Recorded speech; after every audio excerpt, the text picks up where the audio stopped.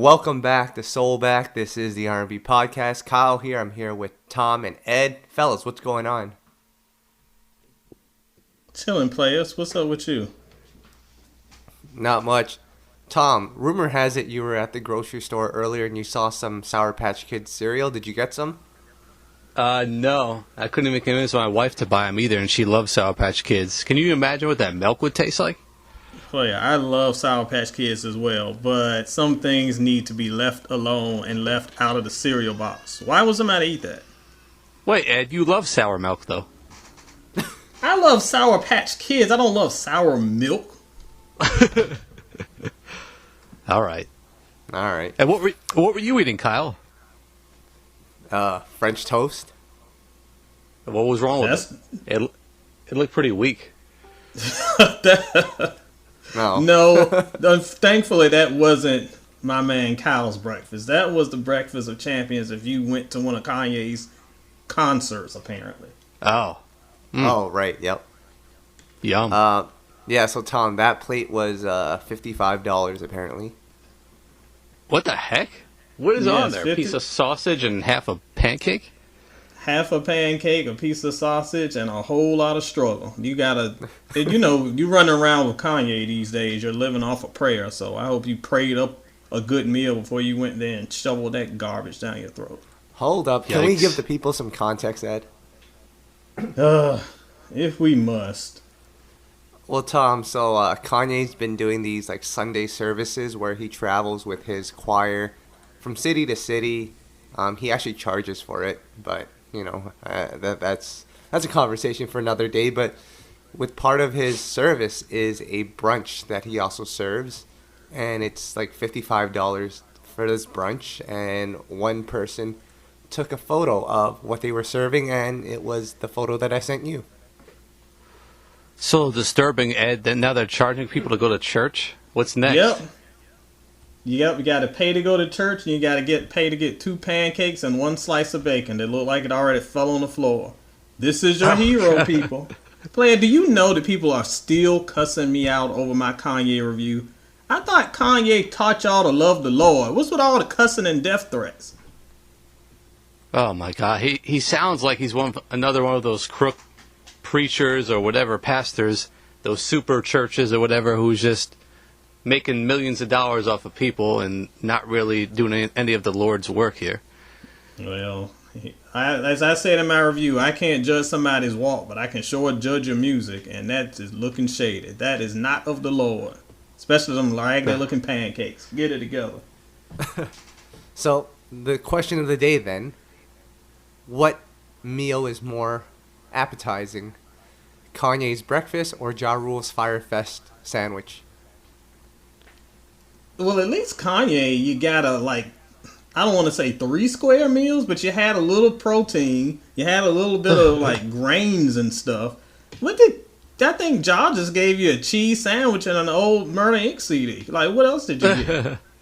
Yeah. Pretty much. Yeah. Tasty. But guys, a lot to talk about in R&B this week. Got some new music to talk about, but guys, I need to announce some very sad news for you guys. Actually, I have 2 pieces of news that are very sad. Are you guys ready? I'm afraid to ask, but go ahead. Tom, the Immature throwback tour is not looking too good. They were supposed to have 3 dates lined up. I think it was New York, DC, and I forget what the other city was, but those 3 dates have been canceled, leaving only a handful of shows left. They were trying to aim for 30-something shows. They really only got to 8. 3 of them have been canceled. Tom, Immature, J Holiday, B5, Day26, and Ray J, who dropped out recently. What the heck happened here? Well, we discussed this when it first was announced, and I didn't think it was going to do well, and it didn't. But that's not the point. I didn't think the B2K reunion tour would do well either, and that did well. But my main still thing I'll come back to is no one was really excited for an Immature reunion. It wasn't even a real reunion because they got back together like a year or 2 ago. So, and then the supporting lineup just wasn't that strong to do a full tour like this. Man, Ed, what did you think? And going back to our earlier conversation, Tom, if you remember, I thought that this was flawed on the face of it because we're mixing generations. Immature is sort of, I would say, like my generation and maybe even a little bit before. But they've got a bunch of headliners from like Kyle's generation because they're mixing solo Marcus Houston guys and Immature. Those are two different generations.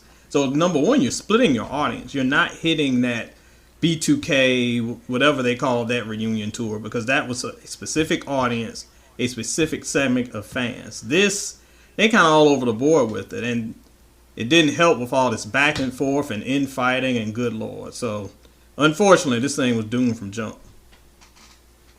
Damn. Well, apparently a couple of the dates are still on as we speak. It might get canceled right after this podcast, but Tom, do we deserve an apology from the B5 fans? Because they got mad at us initially when we said that they wouldn't be able to sell tickets and bring everyone to this tour. And look at it now. It's canceled for the most part. I mean, I don't like to celebrate anyone's downfall. I actually feel kind of bad. I was still surprised there were such loyal B5 fans, to be honest.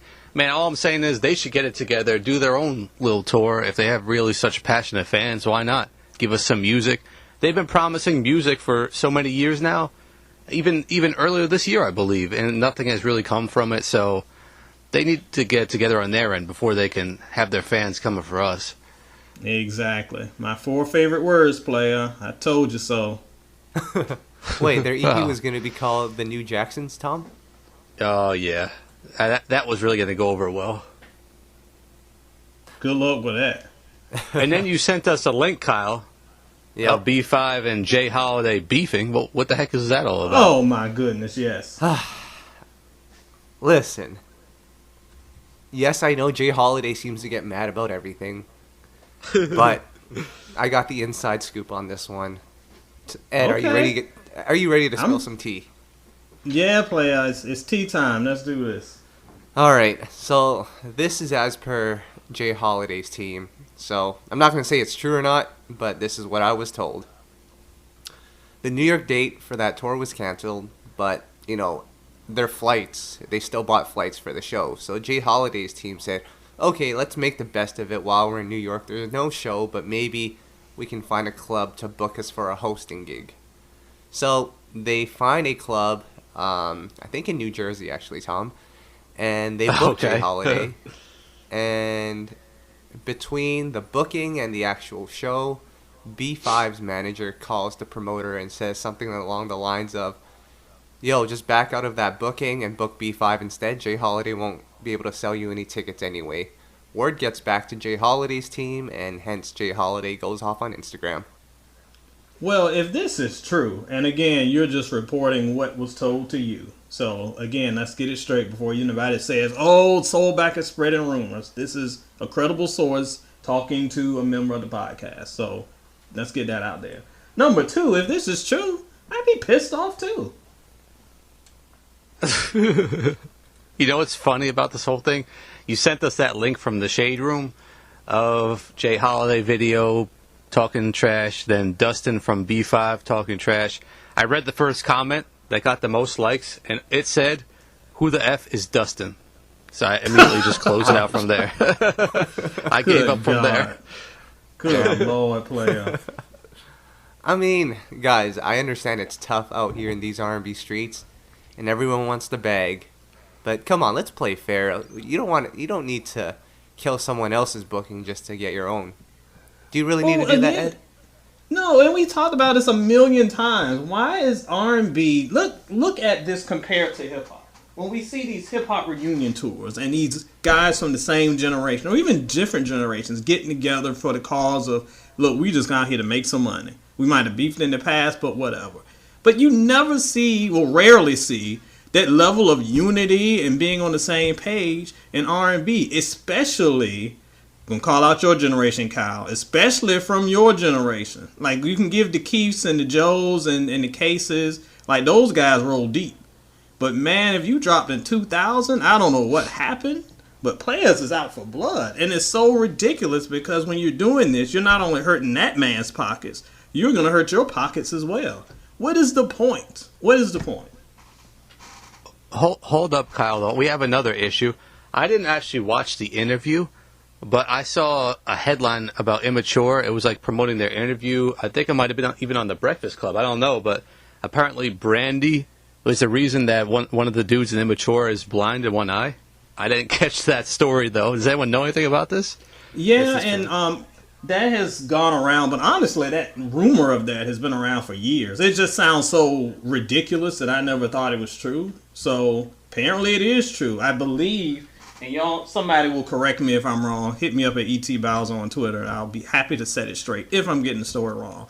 If I remember right, it was something like Brandy was in the room with LDB. I can't, whoever the one that has the eye patch. Is LDB or Romeo? One of them. I can't remember. But she threw a book or something, and it smacked dude square in the eye and like knocked his lens out, and that's what happened. Ouch. But that story sounds so odd and weird that Brandy would do it. I always thought it was a lie, but apparently it's true. Well then, maybe it was a Bible, and that's why she called the vocal Bible. Oh my God, player. I would really hope that Romeo didn't get his eye knocked out because of Jesus. Oh, jeez. Well, Tom, I'm going to have to send you over to the next Throwback Immature tour backstage just so you make sure one of the B5 members don't throw a book at Jay Holiday. Can we do that? Oh, God. Fair enough. It might end up being like Royal Rumble in there. Nice. That's exciting, actually. So, there's that. Now, Ed, there is one artist who is not interested in securing the bag anymore. Your girl, Summer Walker, she went on Instagram yesterday to announce that she will be retiring from the music game. She's fed up with all the interviews, all the glitz and the glamour, all the commitment, all of this just to secure the bag. She says once she's finished with this tour that she's on right now, she's going to be done and she's going to just go back to her regular life. So, Tom, before I get you to answer just how hard the music industry is, Ed, if Summer Walker retires, how much are we going to miss? What? And y'all gonna really miss these sad dry vocals? These as I said in my review on the Kanye thing, those communion wafer dry vocals, because they were struggling. But it's honestly not a surprise. None of this career arc is not a surprise. Look at what we've done here.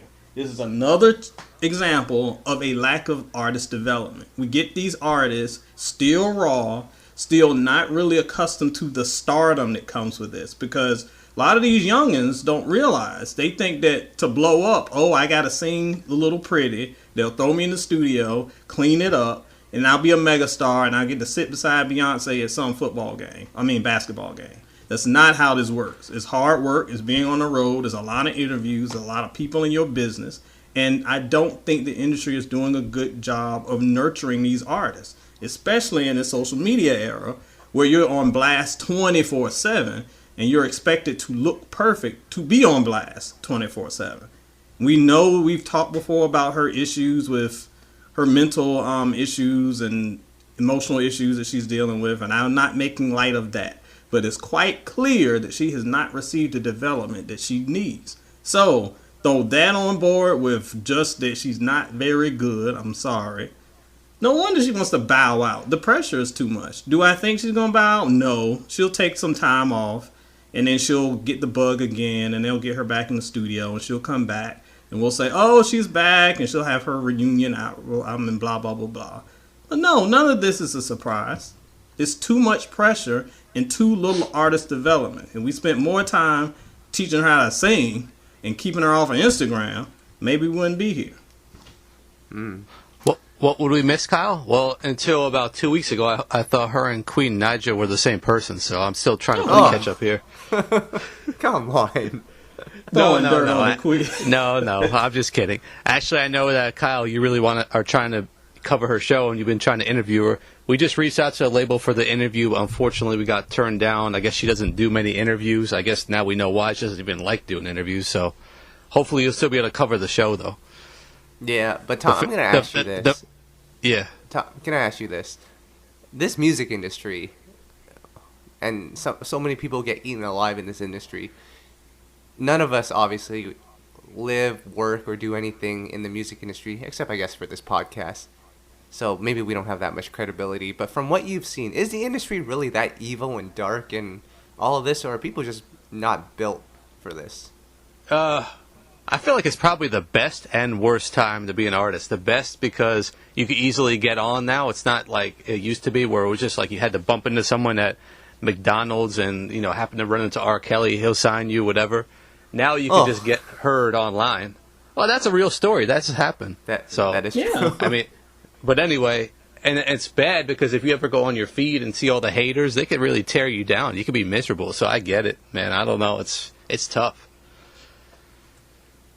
Yeah, you're not wrong. And unfortunately, it's the best and worst of times. You can blow up simply because you have a large following. And you can have a large following not even because you can sing. It's because you're attractive or because you're funny or because, I don't know, people like your IG photos of the paintings you make or something. I don't know.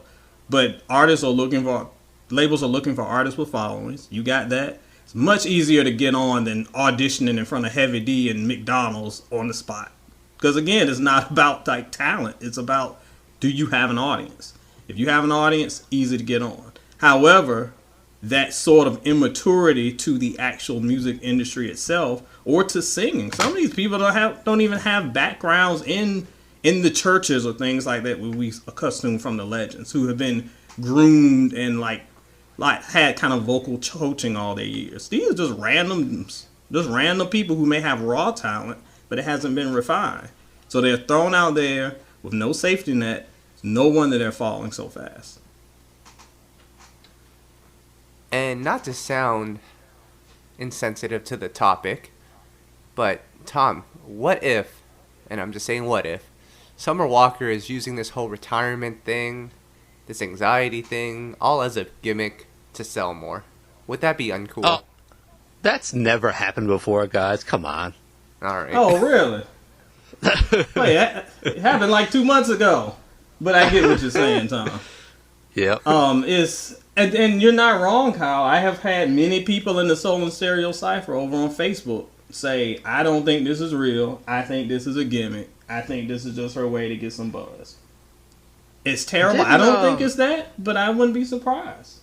Didn't Ari Lennox do something similar? But I think she was like serious about it years ago. Oh, I vaguely remember that. And I don't remember the details. I remember her just... There was something. I thought it was a similar... But she was actually serious. She just was done with the industry. Yeah, it was something like that. Well, she just recently fired her managers, so maybe she is done. No, I don't ever believe in done. Okay, here we go. Back 2018, August. Ari Lennox on quitting music. I'm not mentally okay. She turned it around pretty quickly, though. When you get a hit, it's easy to turn it around. Money talks, guys. Exactly. And then, Ed, the other part of this is with Summer Walker. There's rumors going around the internet that she doesn't like to shower. Thoughts? Oh my gosh, yes. I meant to mention this last week. Yes, not only are her vocals musty, apparently her underarms are too. What is happening? No. I don't understand. What? No, Tom, she prefers to take baths as opposed to showering. Like bubble baths. Is that clean? I guess. I have no idea. I've never taken a bubble bath, to be honest, so. As long as she's taking them, I'm not mad at that. I thought you were just saying she just wasn't doing anything. But, yes, if she's taking them every day and scrubbing like she's supposed to be scrubbing, okay. Seems like it'll take a long time, though. What about wet wipes and just cleaning yourself with those? No. Please, not a toddler. What are you talking about? It's a grown woman, not a 6-week-old. Wiping her down like an old car. Oh, man. Shout out to Little Maverick. Jeez. All right, let's get into the new music here. We got a couple to talk about here. Ed, your baby mama, Deborah Cox. New single. Yes. Produced by Rico Love. Yes, my baby mama is back like she never left. I like this one. New single. It's definitely...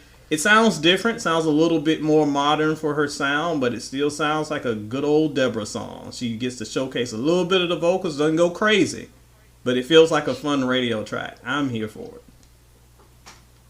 Tom, what can we expect from Deborah Cox in 2019? She has a pretty big following still.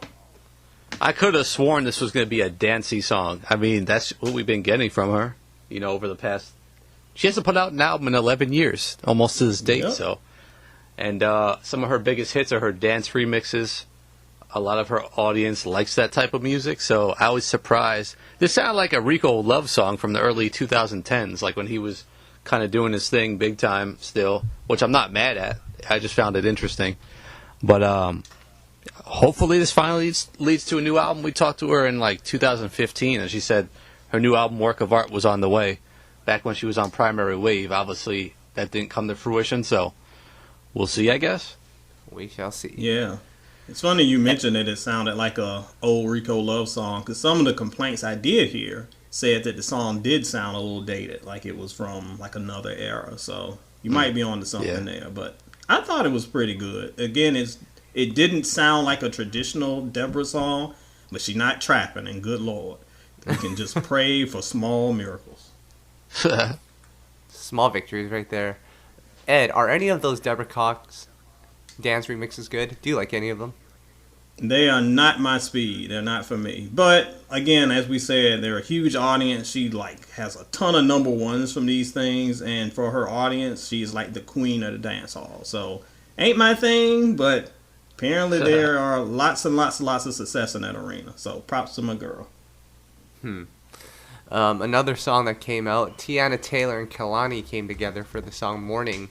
Guys, can I talk about this song for a second?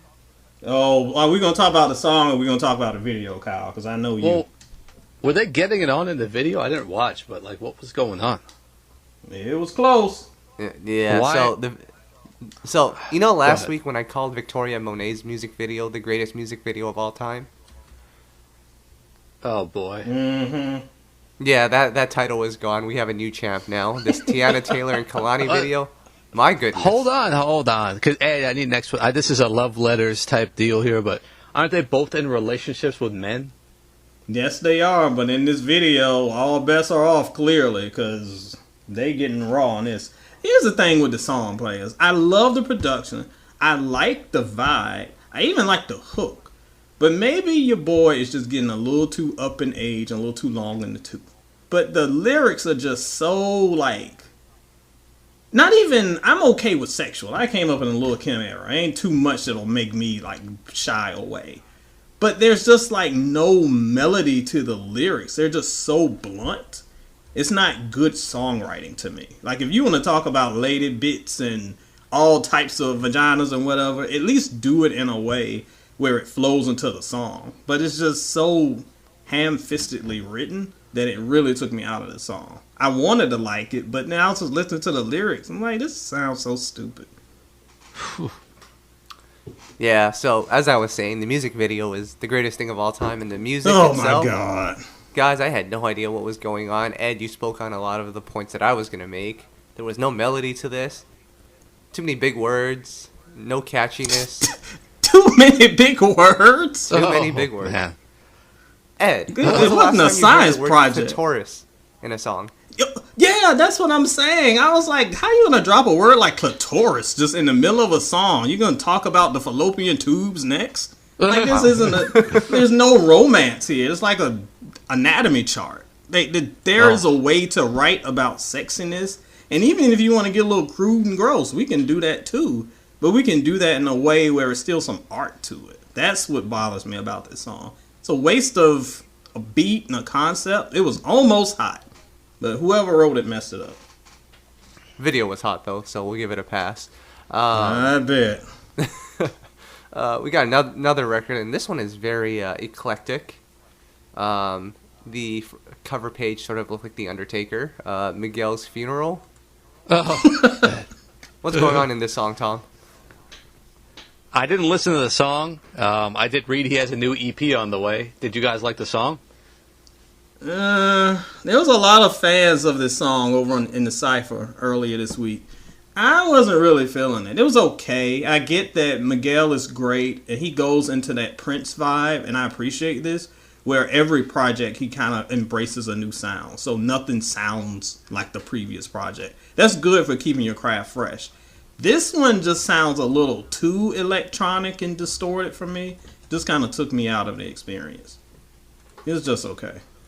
Yeah, I would say the same. And Tom, earlier in the week we were debating or looking at who would possibly be the top R&B act of this generation. Miguel's name came up, obviously.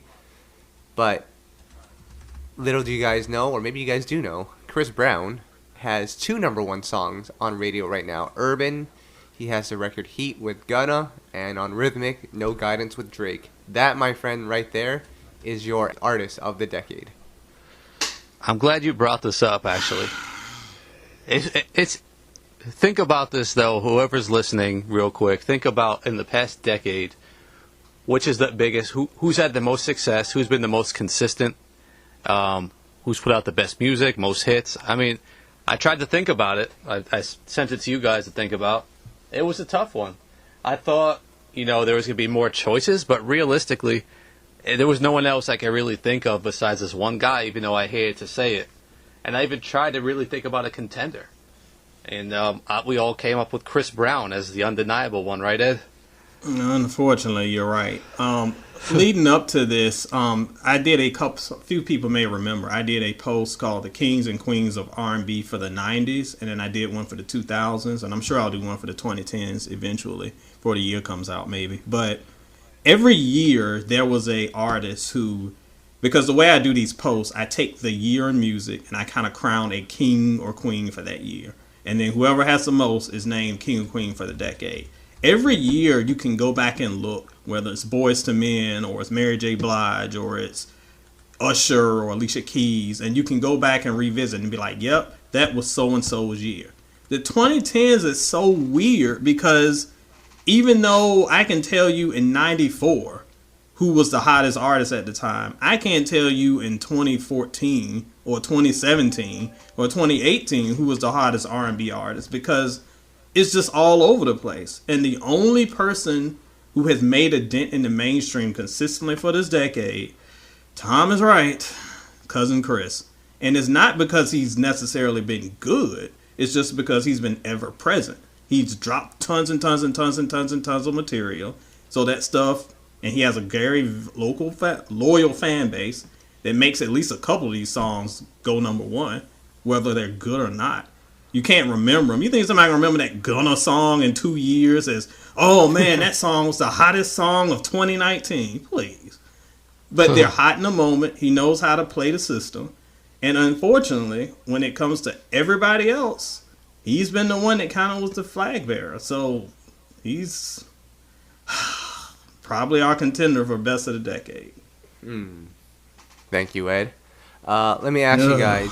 I'm going to name a couple of other artists who could possibly be in contention for artists of the decade because they've had the hits to go with it. Miguel, does he make your cut? Quality-wise, maybe. I mean, like, I want him to be. Just selfishly, I want him to be because I'm a fan. But I don't know if he's had the consistency over the decade. He definitely had a couple years where he was on top. But I don't see a consistent run. Yeah, so I'm in the same boat. I think he might be the closest one, and I don't even think he's close, to be honest. And I don't either. if he didn't have Adorn, he wouldn't even be in the same discussion. But I just think it's going to be the same story. Everyone else we discussed haven't put out enough material, haven't been consistent enough with the material. Really just kind of disappeared for a decade almost, it seems like put out release every 5 years. So who else you got, though, Kyle? So I was going to name this person, but the last time we talked about him, Tom, Ed threatened to end our lives on Earth if we mentioned his name, but the General Tank. Oh my God. Now, as ridiculous as that sounds, and I think that's a hard no, by the way. When it comes to consistency, when it comes to visibility, and when it comes to... And see, I don't even want to say when it comes to hits, because everybody keeps going back to the one hit. You had one hit. Like, what was the rest? What was the other hit of the decade that matched up to that freaking trap song? Somebody tell me. Because the charts ain't proving you right. So, I mean, he would probably, I guess, be in the top 10 of contenders, but please. Yeah, I'm looking at his albums. I mean, he put out 6 this decade, so I mean, he's got enough body of work. But if you think about it, he really hasn't, like Ed said, he really hasn't had any hits aside from that one. I mean, a lot of these albums were commercial flops, and that's why he gave up on traditional R&B. So that's one way to look at it. Right, and then he came back with the one that hit. So now we're stuck in that for the next 3 or 4 or 5 years until he's proven wrong. Right. What about these guys? These are all of Ed's boys. We have The Weeknd, Frank Ocean, and Jeremiah. Wait a minute. What? Oh my How are these? How is this motley crew my boys? First of all, Weeknd, I have said before, Weeknd early on, probably like 2010s or so, he had a little bit of promise, but boy, he decided to go pop, and I have no problem with going pop, but boy, that quality went south fast. I don't know what he's doing. Absolutely not. Jeremiah's a walking train wreck. No, he doesn't even get. He didn't get half a bar, as Jay-Z would say. Oh. And who was the other person? Frank Ocean. If I was working for Complex, I would say he was the greatest R&B artist of the decade. But we got better sense than that. All right. Oof. And what about our boy King Usher? He had hits. What? He had a couple. That No Limit He song? had a player. Tom, it's time for it's time. It's time. That No Limit song was one of the worst songs of the decade, in my opinion. All right. Yes, it was one of the worst of the decade. I mean, he did have some. It seems like forever ago, but he did have some good stuff at the very beginning of the decade. But by 2012, that brother checked out. Yep. Ed, you gotta go and revisit the A album again. I'm just saying. Revisit it for what? That It's only Gunna so song. much. That Gunna song. Look, if there's a reason why you put trash in a can and you throw it out. You don't go back and dig through it again. All right. Jeez. Speaking of Jeremiah, I think we'll all be very excited about this one. He's dropping a new mixtape next week, and Ashanti is on the album cover. That's exciting. Well, I guess you're excited. The rest of us who have good sense will be doing something else next week, like cutting our toenails or something. Oh. All right. Wait, hold on, guys. I gotta circle back to that artist of the decade real quick. We didn't name one female artist. I know, we're a bunch of chauvinists. No, but like, is anyone even come to mind? I was trying to think about it myself. No, I mean, when I go Beyonce, back to my... Or no? I mean, again, guess. people will make a case for Beyonce, but I would even argue against that because those later releases aren't really R&B albums. I mean, she rapping half the time now, so I wouldn't count that. Then you got people like Tamia and not Mariah, Marsha, who, and I did my list of the 30 best albums of the decade. They had both like very good presence there, but again, the consistency. Marsha was great at the beginning of the decade, and then she kind of sputtered out a little bit when she had her daughter. No beef there, but she just had her other priorities. Tamia was great when we saw her, but again, there was no consistency across the board. It's really hard to argue against cousin Chris because he was there, and you could make a case for Beyonce, but I think that's stretching it. Ed, you're not going to put Bruno Mars on this list? Oh my God. Bruno had like 2 albums the whole decade worth contention. He good. Hold up. Tom, I got him where I want him. He can't be the artist of the decade, but he's a top 50 greatest R&B act of all time. Oh my God. We're going back to that again. Oh, yes, Tell me which one of your boys had a better album than 24K Magic in the past decade. Indigo was pretty good. Oh my! I'm clutching my heart because I'm about to have a coronary right here on this podcast. I'm passing a kidney stone right now. Hold on a second. So, I want to hear more about this Jacquees interview that Kyle did, because specifically I asked Kyle to ask him who are the top 5 R&B artists, and I was interested to hear the answer to that, Kyle. Oh no! Oh my gosh! What did this fool say? Well, he said number 1 was Jacquees. Of course he did. Then he said Michael Jackson, Chris Brown, Usher, and then Jodeci or Boyz II Men. So he knows his music. Not one female. I mean, well, first of all, he knows his music. If you ask somebody off the street that's never heard of R&B before their name R, they would name those people. So that's nothing. All right. Oh, man. Can we talk about Tyrese for a second, guys? No, you're just going from bad to worse. Okay. No, Tom, I think this is actually really innovative, Tom. He's starting his own TV channel, Tyrese TV. On what station? That I'm not sure of it, but I'm assuming you'll have to pay like a subscription. But what's included in this subscription is his new double album that's coming out, a new podcast that he's going to be doing, and live footage or just footage of in general of him in the studio, in business meetings, and just talking to the fans. That's pretty cool. He's interacting with his people. Wait a minute, player. Did you just tell me that this brother had a TV show? He's got his own channel coming out, but the only thing that he's going to show is him talking to people while he's at work? What? If you're lucky, you'll even get footage of him taking a dump. Can they at least throw some reruns of Transformers or Fast and the Furious or something up there? So I don't have to just watch Tyrese in the studio while he's fussing at people? What kind of TV channel is this? I don't know, but I might have to subscribe to find out. But Ed, if you're lucky right now, I think he's making like contests on Instagram. If you comment on it, you could be one of 50 people to do a live FaceTime session with him. I can't wait to be one of 50 people that he ignores on FaceTime because I asked him about a TGT reunion. Ah, yes. Oh, damn. Guys, can we quickly get into Ed's rankings for this Dru Hill and Sisqo album thing that you did recently? Yes. Tom, you'll be excited about this one. Ed, break it down.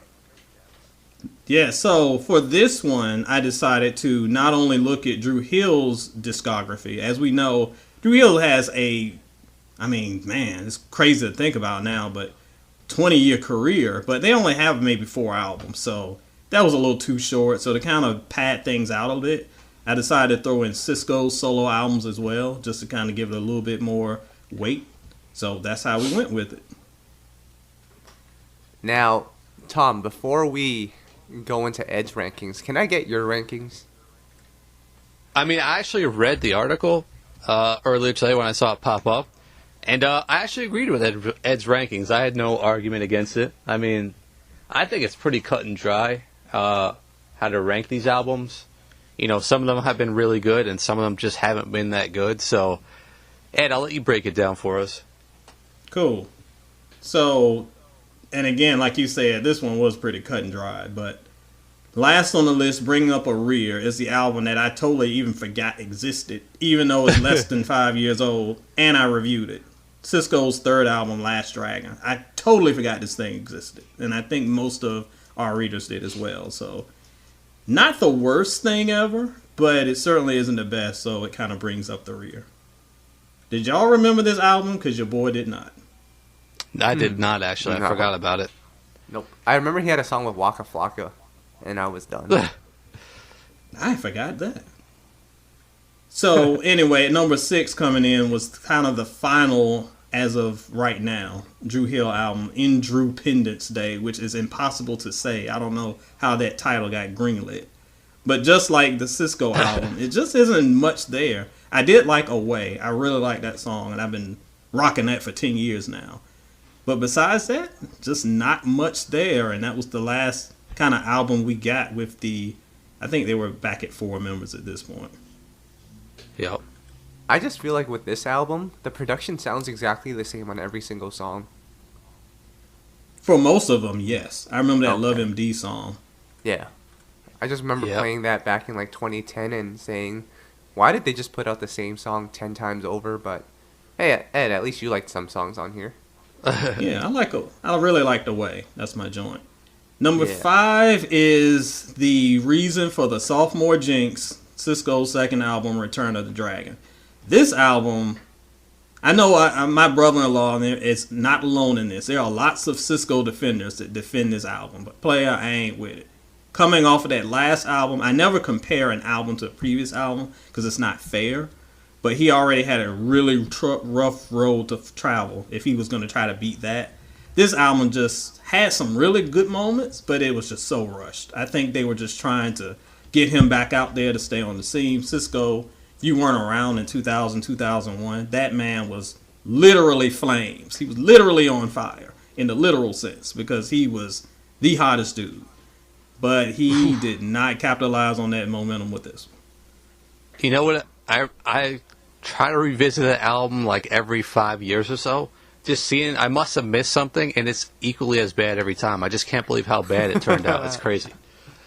It's so weird that somebody who gave us something so great gave us something so rushed. And again, there are a couple songs I like, but it just ain't hit. Tom, didn't you say that it was this album, the Hot and Wet album by 112, and Donnell Jones' Life Goes On album? Those are like your three biggest disappointments ever? Well, Life Goes On, I didn't think was as bad as the other two you named. The other two I literally would not listen to. But I don't remember. I think I just had super high expectations for Donnell at that time, and I just felt a little underwhelmed when I heard it. I still like some songs. I played them. It's just, it wasn't horrible. It just wasn't one of his best. Yeah, it's been forever since I listened to that album, but I would definitely put it above those other two we mentioned. Better than Return of the Dragon, for sure. All right, Ed. Alright, so number 4, we go to 2002's Dru World Order. It took forever for this thing to drop. And even though it got, at the time, a beating for being pretty bad, it's not that bad. It's just under the quality that we expect from Dru Hill. The first half of the album was pretty good, and it got some decent singles from it that I still rock today, but it's kind of forgettable in the long run. Not horrid at all, but just not the Dru we know. Tom, was there a point to Scola being in the group? I mean, no disrespect to him because he's actually very talented, but I never understood it then, and I still don't understand why they added another member. I think they were just trying to fill that dynamic, like kind of how 112 puts the two dancers on the flyer to make it seem like it's a full group. I mean, I don't really get it either, but it didn't last very long. I don't remember the story behind Scola. I'm sure my boy DeBrown from the Cypher will kind of chime in and tell us the backstory. But there was some history with Scola, I believe, and he is pretty talented. I think he had a solo album too at one point that was not bad at all. So I don't even think that he was the reason why the album just something didn't fit right. I know a lot of people blame, it's the new guy. I don't know if I would go there, but just something was a little off with that one. It was a little unfortunate because we were really ready for them to come back when they did. Number 3, an album that is still beloved to this day, Enter the Dru. A lot of people call this one their best album. I think it's very, very close. Very close. It's just a little too long. A couple songs I would have cut out. But another album that really added to their legacy. They went 2 for 2 with this one. And I agree about that. Ed, I'm looking at number 2 here, not to jump, but Sisqo's first album is 5 stars? Yep. Wow. Yep. I still stand by that, and I stood by it back then, and I stand by it today. It was the album that should have made Sisqo a megastar. And for a very short time, he was. This album is as good as any Dru Hill album. It felt different than a Dru Hill album. But we got the incredible, hyperactive Dru Hill songs that Sisqo loves to do with his screaming and singing real fast. We got the slowed down songs. Got some great writing from Babyface and others. This is how you do a solo project. And it's unfortunate, as great as this album is, that we just did not get the follow-up that went along with it. A lot of unrealized potential with Sisqo following this one. Tom, is this 5 stars? I would probably give it 4.5. I could hear the argument for 5 though. I just gotta remember every song on there. I don't remember loving every song, but I'd say it's probably close. And I remember when it came out, the hype around it, and obviously hype doesn't create, doesn't touch on the quality, but I just remember he deserved it because it was such a dope project. Very much so. Right. And, of course, number one, Dru Hill's debut. Again, I've heard people say that their second album is their best, and I won't argue too hard against people who say that, but to me, I have to go with the debut. So many classic singles. Front to back, an airtight release. I can't find anything wrong with it. I don't find any weak spots. This is how you debut. This is how you step up. And as I said in my review, I can't remember who it was, and I wish I could shout out who said it, but I read something from someone on Twitter recently who said that Dru Hill is the last great R&B group. And when I first saw that, I was like, Playa Please, no, that can't be right. But as I started to think about it, that's probably true. And this album really cements that. Kyle, rebuttal? I don't really have a rebuttal. I think the debut album is great. No. I mean, to them being the last great R&B group. Don't forget your whole generation that came after. Oh no. Ed, Tom, did you see the ranking that I think it was after 7, Tom, that they posted on their Instagram of the rankings? No, that was Troop. Oh, that was Troop. True? I'm sorry. Yeah, so True posted a best R&B groups of all time list. You should go check that out. But they had like Day26 at number 9 all time. And everyone was pissed. No. Wait, and I like Day26, but no. Continue, guys. I'm just going to quickly pull up the list here, just so we can get some clarity on this, if we can. Yeah, you do your thing. But like I was saying about the last great R&B group, I mean, when you think about it, 112 is great, but 112 debuted before Dru. And then J.E., they're great, but they aren't as, when you look at their level of quality, they come close. But Dru Hill, J.E. never had an album as good as Dru Hill's debut. Arguably, maybe not even better than his second album. So if there's somebody who's better, I'm struggling. Whoa. You're getting crazy now here. Jeez. You're saying J.E. Heartbreak is not as good as the first Dru Hill album? Absolutely not. That's not a 5-star album. Oh my goodness. I don't know what's going on here. All right, well, let me go through the list here. I've pulled it up, and then we can continue this Dru Hill versus Jagged Edge conversation. So this came from Troop's Instagram page. Shouts to little Steve Russell. That's my boy. Some people may say this list. Yep. Shout out to Troop. Somewhere out there still kicking. Yep. Yeah, I love Troop.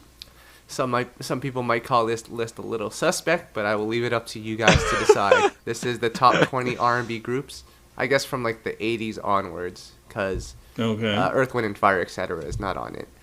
So at 20 we have After 7, High Five, Playa, Troop, Immature, H-Town, Silk, Shy, Next, Jagged Edge, Day26, Mint Condition, Tony, Guy, 112, Blackstreet, Boys to Men, New Edition, Dru Hill, and Jodeci. Thoughts? Wait a minute. Dru Hill did it. They top New Edition. Wait a minute. Read that top 5 again. Blackstreet, Boys to Men, New Edition, Dru Hill, and Jodeci. Dru Hill is better than New Edition. Ed, can you recap for us the moment when Dru Hill surpassed New Edition in greatness as well as Boys to Men? Let me figure. I'm still trying to gather my thoughts, player, because Dru Hill, I just hyped them up as one of the last great groups. But then somebody tells me that they're better than New Edition and Boys to Men? What albums are y'all hearing? Well, I think what happened was Dru Hill was initially like number 6, but because Playa was number 18, they like bumped them up because those Playa members are now part of Dru Hill. Oh my God. What? That's logical. About as logical as putting those two ahead of Dru. Oh my gosh. I mean, actually, when you were down in the 20s, I was like, okay, this sounds okay. But once you hit that top 10, it just went all to pieces. All right. So, I'm going to ask a couple of questions here. And you guys can decide. H-Town at number 15. Is that too low or too high? Because we love H-Town. I want to say that feels a little high. Tom. Yeah. Jagged Edge is a couple of spots down from 112 and super far away from Dru Hill. Aren't they supposed to be like neck and neck? I'd say so, yeah. Alright. Maybe the layover didn't do too good. No, it did not. Ed, Shy and Silk? Didn't Shy only have like one song? First of all, give Shy some respect. They had more than one song. They just had the big breakout hit song. But the Shy and Silk thing, was Shy before or after Silk? Shy is number 13. Silk is number 14. Silk is number 14. Silk is after Shy. Yeah. That's a lie. Shy is a lie. Shy is a lie. I mean, Shy had some joints. They had a very short run, but Silk being below them is absolutely ridiculous. Any thoughts on Day26 being in your top 10, Ed? No. And I know it sounds like I'm beating up the boys. I don't beat them up. I think they're fine. But to think that they're a top 10 R&B group of all time is absolutely ridiculous. You must not have heard too many R&B groups if you put them above everybody on that list. Good Lord. All right. So that is that list. But Tom, bad news about Dru Hill. They've been doing some shows, and Nokio is nowhere to be found. It's just Sisqo and two members of Playa. Mm-hmm. Well, I've got some other breaking news for you. Sisqo just announced he's putting out new solo music. Oh, you're messing up my list already, Sisqo? Man, I just published this. Well, it's just a few songs. I don't know if it's just a one-off thing or if these are old or if he's recording solo, but yeah, I don't know what's going on, guys. I'll tell you what it is. He's testing out the waters just in case this Dru Hill thing doesn't work out anymore. I don't blame the guy. Oh, this Dru Hill thing. They might as well call the group Playa at this point.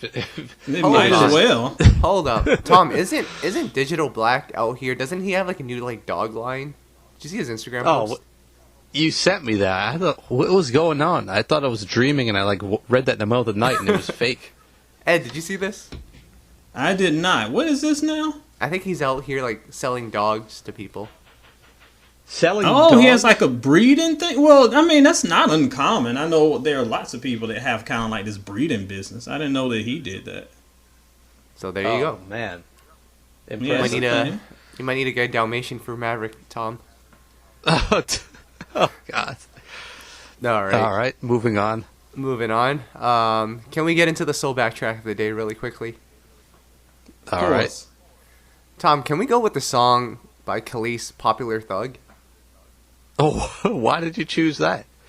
Because apparently there is this group of people on the internet that believe that Kelis' second album, Wonderland, which was unreleased in the States, but you can now stream it, is like, it was a look into the future of pop music, and it was way ahead of its time, and that album is what pop music is today. That's a little far-fetched, I think.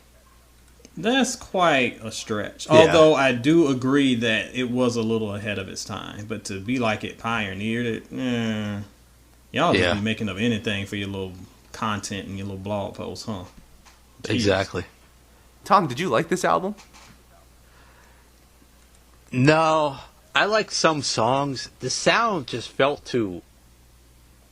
Like, it was almost like a fork on a chalkboard for me at times. Like, if you listen to the lead single, Young, Fresh, and New, like, I could just never get with that song. Like, the beat just grating to me. And then the album, I like some songs here and there, but as a whole, the project, it's all over the place sonically.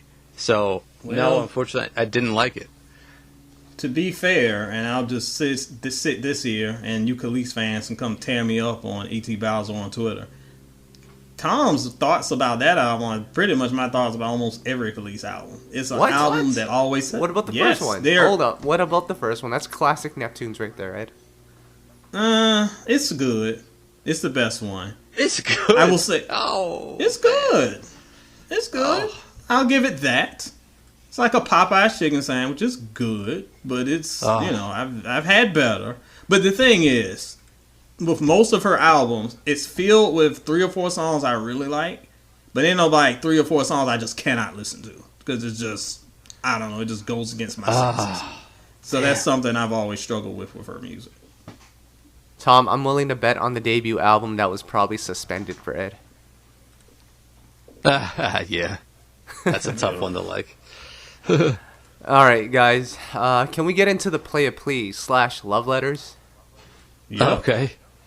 This one's sort of interesting here, Ed. So Lil Fizz is currently dating Omarion's baby mama. Is this allowed? Oh, I heard about this. Yes, and apparently social media was expecting Omarion to flip out or something, but he was at the zoo petting like parrots or something. It was so weird. I was like, good for that man. Let him be unbothered. You people are more worried about his issues than he is, clearly. I mean, that is some shady stuff. I would not. I'm married now, so your boy's off the market.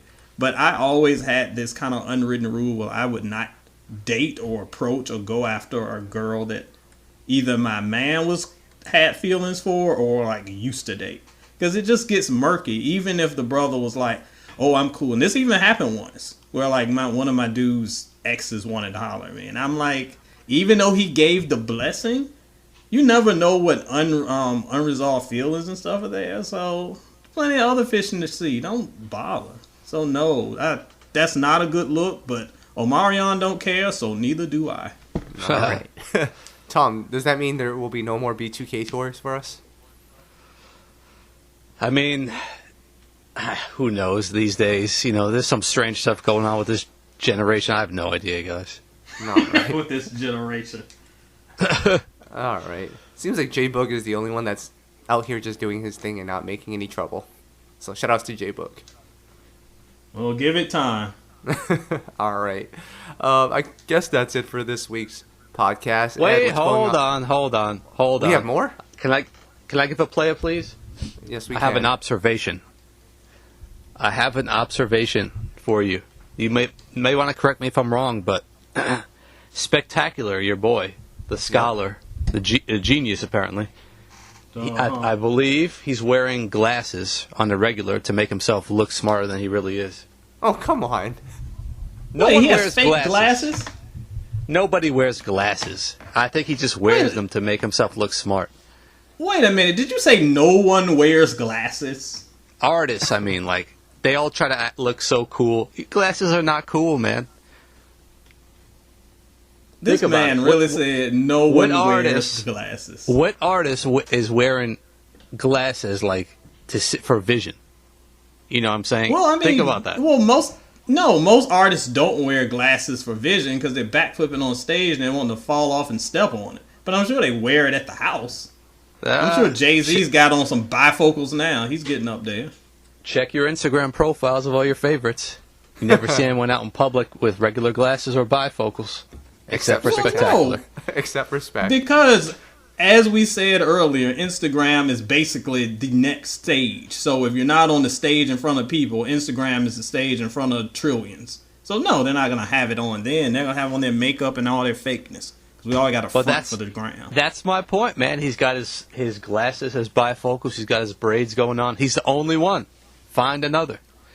Is he performing, though? Or is he doing taxes? Because the way Kyle talks, he's over here solving the riddles of the Sphinx and whatnot. Because he's such a super genius. That's pretty accurate. But, I think that's my hunch, though. All right. No, please. And your hunches, they're suspect. Well, Tom, I'll tell you what about Spectacular. If you watch any YouTube video right now, there's a very high chance that he shows up in your 30-second ad. His company advertisar. He knows how to manipulate these social media things. So let him be. He's smart. Well manipulate is the right word. I'm going to start wearing glasses every day, bifocals, and suddenly I hope we can manipulate people with the SoulBack podcast so it's in everyone's mentions. Well, I think that's the wrong strategy. You want to manipulate that, you got to go on Instagram in your draws and do a bunch of thirst trap pics. So you and Marlene just going to get straight. Tell her to be your photographer. And do what you got to do. Oh. Man. And Ed, when you come to Vancouver next year, I need you to come with me to the mall. And you're going to have to wear sunglasses the entire time. Someone's going to think you're a celebrity. Because I'm wearing sunglasses in the mall, they'll think I'm a blind person. They're like, is that Stevie? Usher wears sunglasses everywhere. Usher has a lot bigger problems in his vision. Have you heard the A album? Oh. All right. Tom, Ed. Well, Ed, what's going on with Soul in Stereo? As we said last week, this guy. Why am I still on this podcast? Anyway, as we said last week, month of November is the month where we do the Blog Like Crazy Challenge, which means every single day in the month of November, stop by the site and you will get at least one new piece of content, maybe two if I'm feeling extra froggy. So we already talked about the Dru Hill album rankings. You can go check that out. I also, for my hip-hop fans, we have the reunion of Gangstar, one of the most incredible stories of the past decade. You can check out the review, and I break down how that reunion happened through all the drama. It's kind of a real cool story, how it came together. And then in the coming days, we've got finally that review of Calvin Richardson's album that folks have been asking for. That one's ready to go. Love letters, all the fun stuff, kind of going through the year of R&B releases. I'm looking back at some that I haven't had a chance to discuss. Gonna shout those out on the site. Just go every day, see what I got. It's gonna be something. And there you go. Tom, what's going on with You Know I Got Soul? Not too much, man. I think I'm finally coming to the end of listening to Stevie Wonder on my 1 month hiatus. So I'll be good to get ending that soon. But in the meantime, you've been doing all the interviews for us. You interviewed Jacquees, like we mentioned earlier. How was that? I see we got a ton of comments on that post. Listen, Ed, Tom, I love our fans. But man, I put in hard work to get that interview and no one bothered to read it. They just dissed the guy for like 3 days straight. Someone even asked, why did he change his album from Round 2 to Kings of R&B? And I said, read the interview. Exactly. So, I'm very upset. But as long as we keep getting that engagement and that traffic, how mad can I really be? That's Playa. I had to come to realization of that because I have learned that people don't read. They just go in the comments and fuss. But at least you clicked, so thank you for that. Yep. So there's that. And then I also interviewed Harmony Samuels, who talked about the Bonfire album. And one note about this Bonfire song that's out right now, You Say It With Black. I read on the YouTube comments, and this will be rather interesting. Someone said, I thought this was Mila J. Another person said, I thought this was Camilla from Fifth Harmony. And another person wrote, I thought this was Ella Mai. Man, it almost makes it seem like she's a super generic artist, this Bonfire. Ugh. Oh my gosh. I don't even know what to say. Do you read the YouTube name of a song and you think it's someone else? Like you think it's a fake version of that person? I don't understand. She doesn't sound like those artists. I don't know. But, guys, I guess that's it for this week's You Know I Got Soul and Soul in Stereo SoulBack podcast. Continue to visit our sites. Join the Cypher. Join the You Know I Got Soul Facebook page. And we will be back next week. And Montrez Jones, if you're out there, study before you listen to the podcast. Do not choose the podcast over studying. Studying is important. Thank you. We got to keep it educated. Yeah, study, but All right, also guys. listen to the podcast. All right, we're out. All right. Peace. We out.